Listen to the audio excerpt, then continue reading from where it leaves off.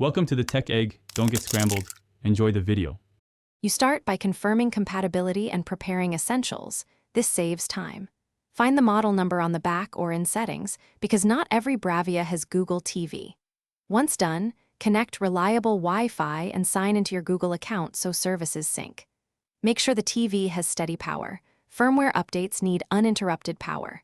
If you plan to use an external Google TV dongle, plug HDMI and power it. Then switch the TV input to that HDMI port to begin. Now you install or activate Google TV.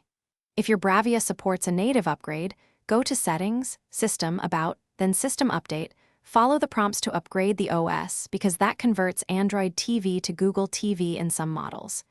If you're using an external Google TV dongle, plug it in, complete the on-screen pairing and firmware updates, and sign in to your Google account. Once the interface is active, open Play Store to install or update apps and grant necessary permissions so things run smoothly. Finish by customizing and validating playback. Rearrange apps, enable ambient mode, and choose the default input or launcher so you access Google TV fast.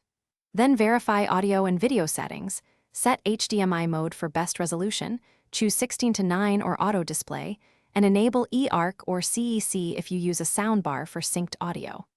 If something goes wrong, reboot the TV or dongle and clear app caches. Only perform a factory reset as a last resort, because that erases accounts and settings. Thanks for watching. Consider subscribing if I helped unscramble your problems.